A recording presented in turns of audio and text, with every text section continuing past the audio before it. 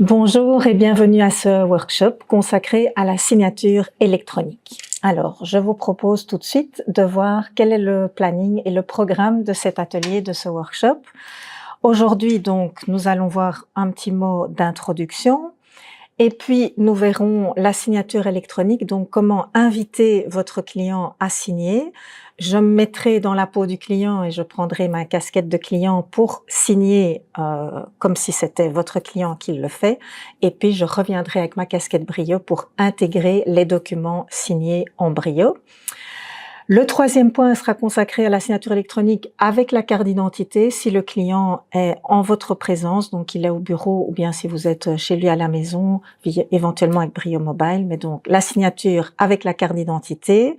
Le quatrième point sera consacré au rappel des demandes de signature, donc rappel renouvelé ou éventuellement annuler une demande de signature. Et le cinquième point sera consacré au paramétrage. Alors, un petit mot pour commencer sur la signature électronique et un petit mot d'introduction. Donc, c'est quoi la signature électronique? C'est une signature qui va se faire, qui va passer tout à fait de manière digitale. Le client va être invité à signer s'il n'est pas en votre présence et il va pouvoir signer n'importe où et sur n'importe quel support, donc sa tablette, son smartphone ou son PC. Et pour ça, il va disposer de 4 possibilités pour signer. Donc, 4 possibilités. Une première possibilité est la signature via It's Me. Deuxième possibilité, via sa carte d'identité électronique, pour autant qu'il connaisse son code PIN. Et puis, on a 2 autres méthodes où le client va recevoir un code sécurisé, un code qu'il va recevoir par SMS ou un code qu'il va recevoir par email. Donc, 4 possibilités de signature, mais aussi 2 canaux de distribution, donc 2 canaux de signature possibles. Donc, Brio travaille avec l'outil Connective Nitro pour faire les signatures et soit vous passerez directement par le canal Connective en direct, soit par le canal MyBroker. Alors, vous verrez que c'est une interface, donc c'est l'interface MyBroker qui va être utilisée. En arrière-plan, c'est aussi l'outil Connective Nitro, mais on verra les avantages à utiliser le canal MyBroker tout à l'heure. Donc, 4 possibilités de signature, 2 canaux, et nous avons aussi 3 types de signature électronique. Donc, une signature simple qui va être une sorte de validation, d'acceptation, donc qui sera utilisée pour des transactions basiques.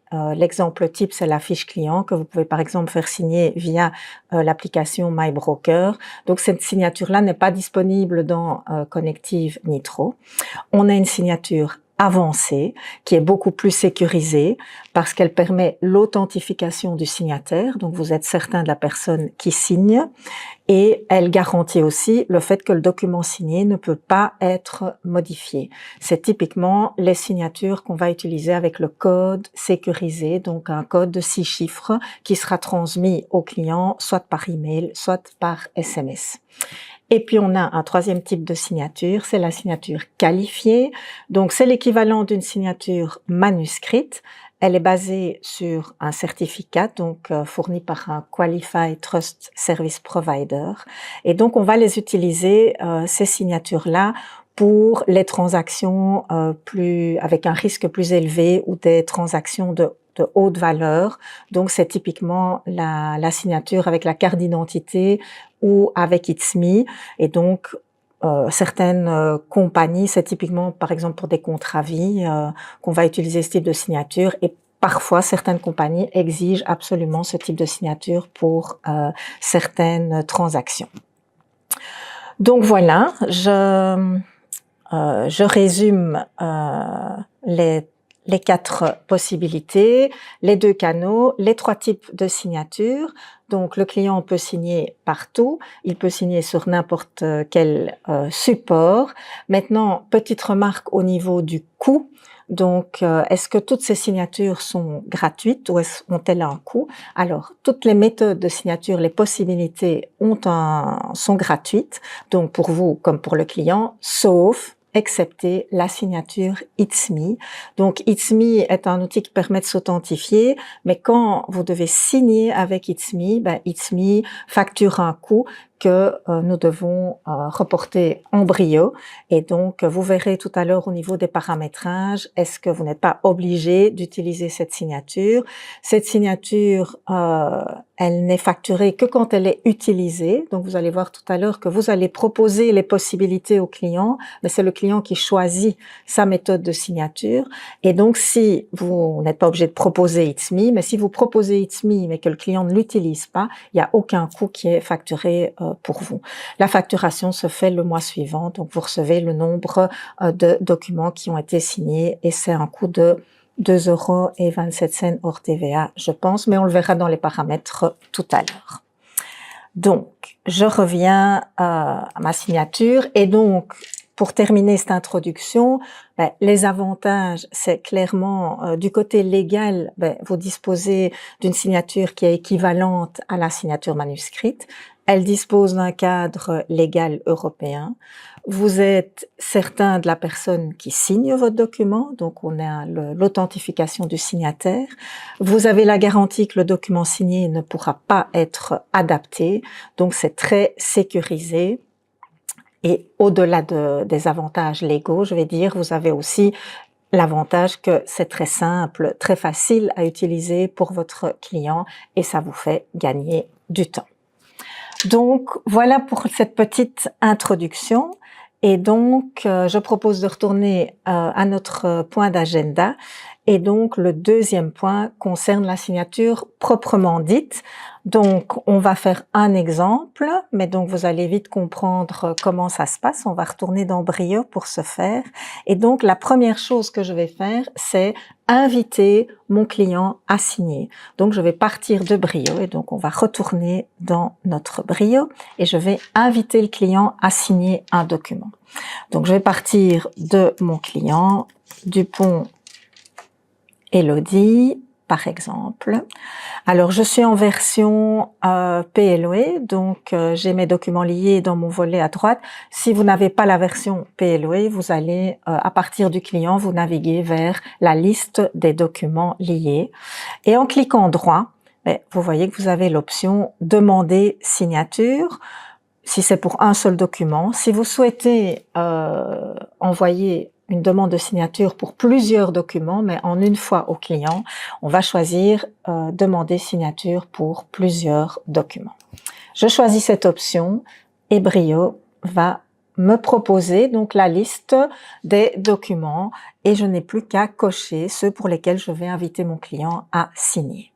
Donc, je vais cocher par exemple les deux premiers et je vais cliquer sur le bouton demander signature. Alors, ici, on arrive dans la fenêtre d'envoi, demander la fenêtre d'envoi de demande de signature. Donc, alors, vous voyez dans le bas de la fenêtre que vous avez les deux documents avec chaque fois leur description et que la description ici, il reprend en fait la description d'un des deux, donc du premier. Je vais adapter donc la description en mettant, voilà, signature, donc deux documents à signer, par exemple, pour bien faire la différence. Donc, vous mettez signature pour les deux documents à signer pour votre contrat. Faites attention sur la description. Donc, il ne faut pas que vous avez un nombre limité de caractères. Donc, il faut veiller à ne pas demander une description trop longue parce que sur les serveurs de l'application connective Nitro, vous risquez d'être bloqué. Donc, deux documents à signer. Alors, la partie qui doit signer, donc le destinataire de cette invitation. Par défaut, bon, il prend le preneur, le prospect. Alors, ça, c'est un paramétrage. Vous allez aussi pouvoir aller spécifier que si le preneur a un accès à son espace client, donc à l'application MyBroker, vous pourriez inviter le client à aller signer dans l'application même. Maintenant que le client ait un accès ou pas, vous pouvez toujours utiliser le canal MyBroker, on va le voir ici. Donc ici, par défaut, je vais laisser le preneur. Alors, je vois le preneur personne physique. Oui, petite remarque que j'ai oublié de dire, quand je coche sur le menu déroulant, vous avez le preneur prospect, vous avez aussi une relation du preneur, donc ce seront les personnes physiques pour autant qu'elles aient une adresse email ou un utilisateur MyBroker. Relation, c'est utile par exemple pour les personnes morales, si vous souhaitez faire signer le document par une personne morale, eh bien, ce sera une personne physique qui représente la personne morale, donc le gérant ou le représentant légal. Et donc, c'est à ce moment-là la relation que vous devez choisir. Ici, c'est une personne physique, donc je prends preneur prospect. Je vois le nom de la personne et puis j'ai les adresses email. Donc, je vais aller prendre mon adresse email correspondante. Alors, si il y a un numéro de GSM, s'il n'y en a qu'un seul dans la fiche client, il va le reprendre. S'il y en a plusieurs, je peux aller le choisir. Souhaitez-vous que le signataire initie cette demande de signature dans MyBroker? Alors, c'est une option qui est importante. Donc, même si le client n'a pas d'accès, il va pouvoir signer en utilisant l'interface MyBroker. Alors, quels sont les avantages d'utiliser l'interface MyBroker? Premièrement, c'est que quand vous utilisez cette option, vous avez la possibilité d'éditer votre mail avant l'envoi. C'est-à-dire que vous allez le visualiser et vous aurez la possibilité de rajouter encore, par exemple, une phrase ou d'adapter. Ça, c'est la première chose. Vous voyez que si je décoche cette option, eh bien, l'envoi de la demande se fait en aveugle et elle part directement. Donc, on conseille vivement de laisser cette option cochée. Donc, deuxième avantage, c'est que votre client va recevoir un email avec libellé du nom de l'utilisateur du bureau. Donc, vous verrez Monsieur Tartampion avec l'adresse du bureau. Et donc, pour le client, il va aisément reconnaître que ça vient de chez vous et pas que c'est un spam ou autre chose. Si vous utilisez l'autre canal, vous avez une adresse mail no reply qui parfois peut semer le doute dans l'esprit du client. Donc, l'adresse mail avec le nom de l'utilisateur et puis l'email qui est utilisé pour envoyer, pour inviter votre client à signer, cet email, il est aussi personnalisable. Que si vous utilisez l'autre canal, Connective Nitro, vous n'avez pas la possibilité d'adapter l'email avec votre logo, vos couleurs, etc. Donc, 3 avantages pour lesquels il est vivement conseillé de laisser cette option cochée. Je vais le faire et comme ça, vous allez voir comment le client va visualiser la demande de signature. Alors, qui est-ce qui va faire le suivi de la demande? Donc, ça, c'est plutôt au niveau du bureau. Donc, le document signé sera à traiter par, et vous avez soit le gestionnaire du client, soit je vais aller me reprendre moi comme gestionnaire. Et puis, 2 choses importantes, ce sont les dates d'échéance pour signer. Donc, un petit peu comme vous avez l'échéance pour une activité, vous avez aussi, donc, par défaut, on laisse 14 jours au client pour signer. Et vous avez la date d'échéance. Et puis, vous avez une deuxième date qui est une date d'expiration de la demande de signature. Donc, pourquoi cette date d'expiration qui est encore 14 jours plus loin?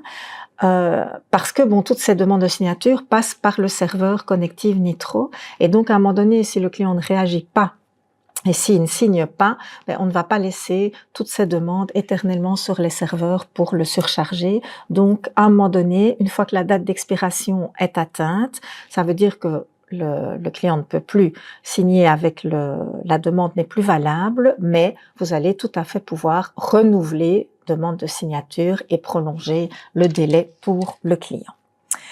Différentes méthodes de signature offertes, donc on rappelle les 4 possibilités par It's Me, par un code OTP sécurisé, donc un code de 6 chiffres à usage unique qui va arriver soit par mail, soit par SMS ou par la carte d'identité. Alors, à ce niveau-ci, c'est vous qui proposez les différentes possibilités au client et le client choisira celle qu'il souhaite. Donc, si vous ne voulez pas proposer It's Me parce qu'il y a un coût qui est ainsi indiqué ici à l'écran, vous voyez que par défaut, ce n'est pas coché. C'est aussi un paramétrage qu'on verra tout à l'heure. Donc, rien ne vous oblige à proposer. Si je propose, ça n'est pas encore dit que le client va utiliser cette option. Donc, je vais le décocher ici parce qu'on est sur un environnement où je n'ai pas It's Me. Donc, je vais proposer les trois, donc le code SMS, le code email et la carte d'identité. Et donc, le client va recevoir une invitation à signer. Donc, les deux documents vont être signés, mais le client doit ou signer tous les documents ou refuser tous les documents. Donc, c'est tout ou rien. Il ne peut pas dire celui-là je le signe, celui-là je ne le signe pas. C'est une signature. Donc, chaque document va être signé, mais c'est une signature qui est comptabilisée. Donc, j'ai laissé mon canal MyBroker, donc je peux dire éditer avant d'envoyer. Et donc, je vais retrouver le mail. Donc, il faut que mon Outlook, bien sûr, soit ouvert.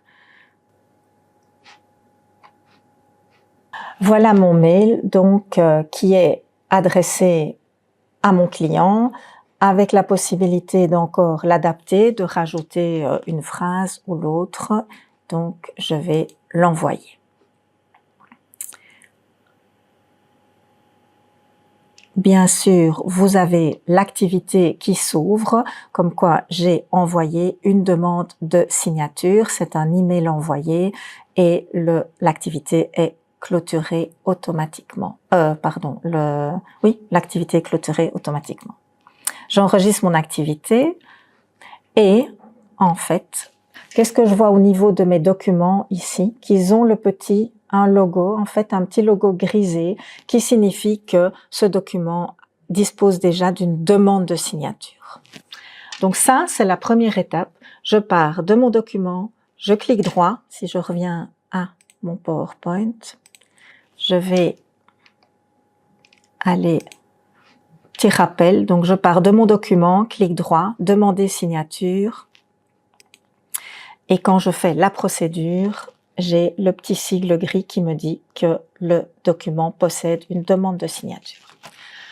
Première partie de l'étape, donc ça c'est vous demandez la signature, donc vous cochez les documents, ça part chez le client. Maintenant, je prends ma casquette de client et donc le client a dû recevoir un email qui l'invite à signer les documents. Donc, j'arrive dans mon point d'agenda, la signature par le client, et donc je vais jouer le rôle de ce client. Donc, je vais retourner alors, pas dans mon Brio, mais dans ma boîte mail, et je vois que j'ai reçu un email. Alors, comme je suis gestionnaire, c'est mon nom qui apparaît aussi, mais donc je vois que j'ai reçu un email de mon courtier et que je peux signer les documents. Je vais cliquer sur le bouton et j'utilise le canal MyBroker, donc du coup, je vois l'interface MyBroker qui apparaît. J'ai mes deux documents à signer, donc comme je le disais tout à l'heure, vous signez le tout ou vous refusez le tout. Je clique sur signer. Et donc, le client va être invité à choisir sa méthode de signature. Donc, vous voyez les documents. Donc, je suis obligée de les lire et d'aller jusqu'en bas du document. Donc, je dois le parcourir et je dois visualiser, lire l'ensemble des documents pour certifier que j'ai tout lu, pour pouvoir avoir accès au bouton soit signer, soit rejeter. Donc, je vais dire signer et voilà que le client est invité à sélectionner une méthode de signature. Donc, c'est les trois que j'ai proposés, le code email, la carte d'identité et le code SMS. Je suis le client, je vais choisir de recevoir mon code par email. Je clique suivant. Je vais devoir confirmer donc mon adresse email. Je vais prendre mon adresse Portima. Voilà. Donc, je confirme mon adresse email, suivant, et je suis censée recevoir un code par email. Donc, je vais retourner dans ma boîte mail, donc, et quelques secondes plus tard, le client reçoit un mail no reply avec ce code sécurisé à usage unique. Je vais donc le copier et revenir comme client, le coller dans la fenêtre adéquate. Je clique sur suivant. Et donc, le système me demande de patienter jusqu'à la fin du processus de signature. Voilà. Donc, le client a la possibilité de télécharger les fichiers signés. Je vais terminer et retourner dans mon Brio. Donc, ceci était la deuxième étape, la signature par le client. Donc, vous voyez que c'est très facile, très simple, et rien ne vous empêche, si le client est un peu réticent ou s'il n'est pas à l'aise, la première fois, si le client est au bureau, vous lui faites signer un document par ce canal alors qu'il est à côté de vous et vous pouvez suivre la procédure avec lui. Une fois qu'il aura vu que c'est très simple, en quelques clics, je reçois un code, je mets le code et mon document est signé. Troisième partie, le client a signé. Maintenant, il faut que je réintègre ce document signé dans Brio. Donc, je vais retourner dans mon Brio, intégrer le document signé. Je retourne en Brio. Alors, soit vous savez que vous pouvez de manière globale retourner voir vos documents signés pour tous vos clients via le menu général documents signés. Soit je vais dans le dossier de mon client, j'ai Dupont Elodie. Et pour ce client-là, je vais aller traiter les documents signés et je vois que les deux documents sont en attente de traitement. Alors, c'est aussi un paramétrage, donc je vais cliquer sur le premier. Donc, j'arrive dans l'intégration du document signé.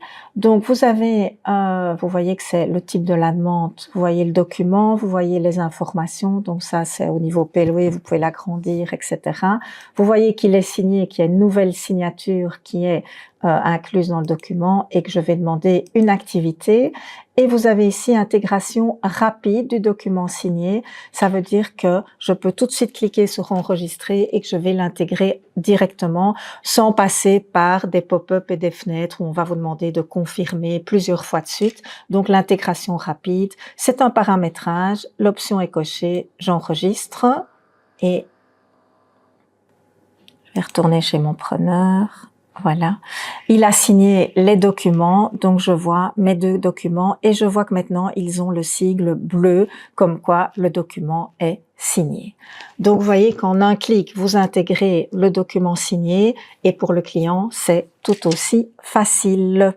Je reviens à mon point d'agenda, donc c'était petit résumé, je pars du document, je l'ai intégré et donc il a le sigle bleu avec le sigle de signature. Je continue, je reviens au troisième point. Donc, alors ici on a vu le code, comme client j'ai utilisé le code à 6 chiffres reçu par mail. C'est exactement la même procédure si je demande le code à 6 chiffres par SMS, sauf que je vais le recevoir via un SMS. Si le client choisit la carte d'identité, il doit connaître son code PIN. Et donc, et s'il choisit It's Me, eh bien, c'est l'application traditionnelle It's Me. Donc, il doit confirmer son téléphone, ouvrir It's Me sur le smartphone et valider son document pour signer. Donc, facile, simple et même pour les personnes qui ne sont pas très à l'aise au niveau de l'informatique, il n'y a aucune raison de ne pas privilégier ce document. Troisième point, je vais quand même remontrer la signature électronique si votre client est au bureau chez vous et qu'il est en présentiel. Mais vous pouvez, il ne faut pas demander cette demande de signature, mais vous pouvez tout de suite signer avec la carte d'identité. Donc, je vais repartir de mon Brio, je vais changer de client et je vais aller dans ma propre fiche client. Voilà. Donc, même principe, je vais partir de la fiche, par exemple, d'intermédiation. Donc, je sélectionne le document, clic droit, et ici, je peux dire directement signer. Donc, je n'envoie pas une demande de signature, mais je fais signer. Et donc, à ce moment-là, j'ai le document qui s'ouvre avec le bouton signer. Je clique sur signer. Donc, j'ai les détails du document à signer avec la description, la localité du bureau, signer avec le ID et donc veuillez insérer votre carte dans le lecteur. Donc, ce que je vais faire, la lecture est en cours, la lecture du certificat de signature et le système me demande de valider avec mon code PIN. Donc, bien entendu, le client doit connaître son code pour pouvoir signer avec cette méthode de signature. Donc, vous avez le libellé, l'activité qui est clôturée, qui est la trace, et votre document a automatiquement le sigle bleu comme quoi il est signé. Donc, quand le client est là, vous signez directement avec sa carte d'identité, il ne faut plus réintégrer le document, il est automatiquement rangé au bon endroit dans Brio. Voilà ce point qui était assez rapide, donc je voulais quand même vous le rappeler. Donc, le client pourrait aussi, si vous l'invitez à signer avec sa carte d'identité chez lui à la maison, s'il a un lecteur et s'il connaît son code PIN. Alors, donc au niveau rappel, donc je sélectionne le document, je choisis signer, et donc là vous avez toute la procédure où on vous demande d'insérer la carte d'identité dans le lecteur et pour finir avec le code, le petit sigle bleu qui vous indique que les documents sont signés. Et donc, au niveau du document, vous avez la liste des signatures électroniques qui est mise dans le bas de la page. Point suivant, je vous propose de passer maintenant au point 4, rappeler, renouveler ou annuler une demande de signature. Alors, vous allez inviter le client à signer, mais si le client ne réagit pas, bien sûr que vous pouvez faire des rappels, donc lui rappeler la demande de signature. Je vais repartir du coup dans Brio pour ça, et donc admettons que, alors si je veux rappeler un document, faire un rappel, soit je peux partir de mon client en particulier et faire un rappel, mais j'ai aussi la possibilité de faire des rappels en masse. Donc toutes les demandes qui sont en attente et pour lesquelles les clients n'ont pas encore réagi, vous pouvez faire l'application, lancer la procédure en masse. Donc je pars d'abord d'une cliente en particulier, donc de la croix Coralie, mais toujours via ce menu des messages entrants, vous avez rappelé demande de signature, et donc on va vous montrer en fait les documents qui ont été demandés à la signature, donc pour lesquels vous avez lancé une invitation. Le client n'a toujours pas réagi, donc quand le document est grisé, ça veut dire que votre date d'expiration est atteinte. Donc, vous vous rappelez, vous avez 15 jours la date d'échéance pour signer, plus 14 jours pour que la date d'expiration soit atteinte. Et je vous ai dit, mais quand la date est atteinte, vous allez pouvoir renouveler la demande de signature. Donc, on le verra après. Ici, je fais simplement, voilà, je coche les documents, j'enregistre. Voulez-vous lancer le rappel des demandes de signature cochées? Je dis oui. Et le système va me confirmer que le rappel a bien été exécuté. Si je veux le faire, je vais dire de manière globale pour tous mes clients en une fois, je peux aller par le petit menu, la roue crantée et rappeler demande de signature. À ce moment-là, je peux faire des filtres. Donc, par exemple, sur les dates, soit les dates d'échéance, soit la date de la demande. Je vais prendre ici, je suis sur une base de données des mots. Donc, mes dates sont un peu, je vais prendre la date d'aujourd'hui. Je mets un filtre sur mes dates et je vais avoir une liste. Et de la même manière, je coche ceux pour lesquels je veux faire le rappel. J'enregistre et je lance le rappel en une fois. Donc, rien de plus simple que toutes les semaines, tous les 15 jours, aller faire ce rappel pour solliciter vos clients qui n'auraient pas encore réagi. Alors, on vous a dit, quand la date d'expiration est atteinte, vous avez la possibilité de renouveler une demande de signature. Donc, ça se fait pour pas surcharger les serveurs, pas de manière globale, mais au cas le cas. Donc, je vais prendre Maréchal. Je vais aller voir ces documents. Alors, je vais aller par l'application interne, pas par le volet du PLOE. Et quand la date d'expiration est atteinte et que je vais par le menu hamburger, je vois que j'ai renouveler signature. Et donc, voilà. Votre demande de signature a expiré le 24/10/2024. Cliquez sur oui pour renouveler votre demande initiale. Le contenu reste inchangé, mais si vous cliquez sur non, la demande sera supprimée. Donc ici, je vais dire OK et vous allez retomber sur la fenêtre d'envoi. Voilà.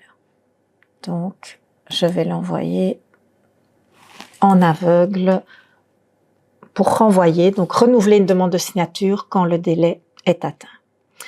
Donc, on a fait des rappels pour un client en masse, on a renouvelé une demande de signature. Maintenant, le client, vous avez envoyé une demande de signature et le client vous dit oui, mais non, finalement, je vais quand même passer, je passe quand même au bureau, donc je vais venir signer directement. Eh bien, vous pouvez annuler une demande de signature. Donc, comme les rappels, soit pour un client, soit en masse. Donc, c'est exactement le même principe. Annuler demande de signature. Je vais mettre un filtre sur ma date et la date d'aujourd'hui. Je fais une sélection et donc sur le document, je vais annuler la demande de signature, ce qui va me permettre de le signer si le client vient au bureau. Et voilà, donc l'annulation a été exécutée. Donc voilà, même principe, si je pars d'un client, je vais sur le document, clic droit, je peux annuler une demande de signature. Voilà qu'on a terminé pour ce point. Donc, vous voyez que c'est assez rapide et assez simple. Je reviens à mon PowerPoint. Et donc, dernier point d'agenda concerne les paramétrages. Donc, je vous ai dit plusieurs fois au cours de la session, mais ça, c'est un paramètre que vous pouvez définir, etc. Donc, on va jeter un petit coup d'œil à ces paramètres qui se trouvent, comme d'habitude, en brio au niveau qui se trouve au niveau de la signalétique courtier, donc les paramètres du bureau que je n'encode qu'une seule fois. C'est via votre bonhomme signalétique par la paramètre courtier. Voilà. Et vous avez un onglet signature. Alors, première chose, c'est que si vous n'avez jamais utilisé le module signature électronique, la première chose que vous devez faire, c'est accepter les conditions générales de la signature via connective. Donc, vous allez devoir cocher la case pour pouvoir utiliser la fonctionnalité.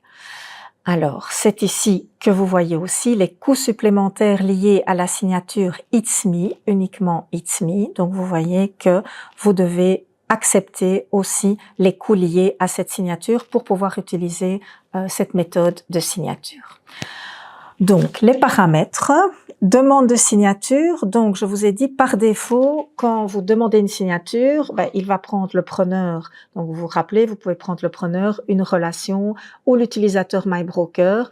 Et donc, le premier paramètre, c'est par défaut choisir un utilisateur MyBroker comme destinataire pour autant que c'est une personne, que le preneur est une personne physique et qu'il existe un utilisateur MyBroker actif. Donc ça, vous n'êtes pas du tout obligé. Si vous ne cochez pas cette option, eh bien par défaut, il prendra le preneur prospect. Par défaut, donner la priorité au canal de distribution MyBroker. Donc, on l'a vu, ça présente les avantages de l'adresse qui n'est pas NoReply, mais qui reprend le gestionnaire du bureau. C'est un mail que vous pouvez personnaliser et vous avez la possibilité de l'éditer avant l'envoi pour mettre une phrase ou rajouter quelque chose, un commentaire important. Donc celui-là, on conseille bien entendu de le laisser coché.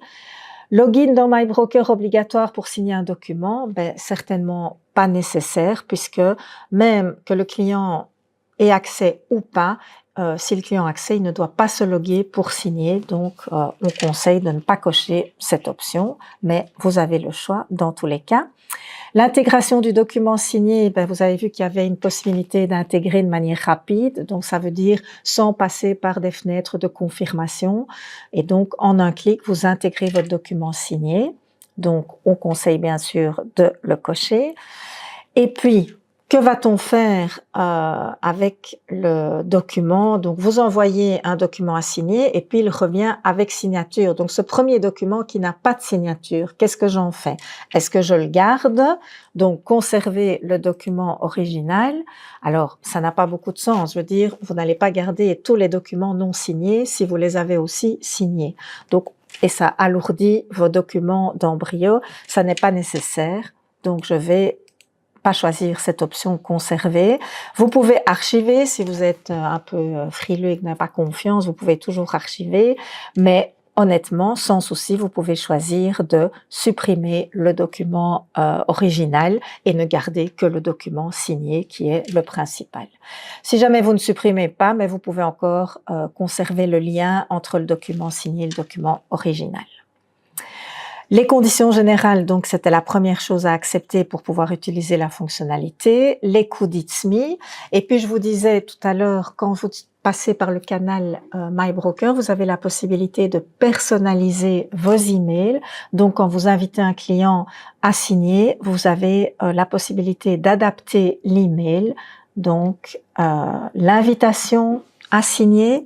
Vous voyez qu'ici vous avez le modèle d'email dans chaque langue, le rappel des invitations, les annulations. Donc, chaque fois, le client reçoit un email et donc, vous pouvez personnaliser ces emails dans chaque langue avec la petite loupe. Donc, je vais annuler mon mode modification, mais sur le petit dossier, modifier la fiche ou accéder, donc en général, modifier et vous pouvez personnaliser vos mail. Je pense que j'arrive au bout, donc et que je n'ai rien oublié. Donc voilà, je reviens à mon PowerPoint. Donc je vais terminer bien sûr comme chaque fois en vous rappelant que vous avez à votre disposition sur MyPortima tous les tutoriels pour la signature digitale. Vous avez des formations en ligne où que vous pouvez revoir à votre rythme quand ça vous arrange tranquillement chez vous. Et bien sûr, vous avez toujours accès à notre Broker Contact Center qui ne manquera pas de vous aider si vous avez le moindre souci. Eh bien voilà, je pense qu'on a fait le tour de la question. Donc j'espère que si vous étiez encore un peu réticent à l'utilisation de cette fonctionnalité, vos doutes sont à présent dissipés. Et donc je vous souhaite d'utiliser la fonctionnalité et bon travail. Je vous remercie pour votre attention. À bientôt.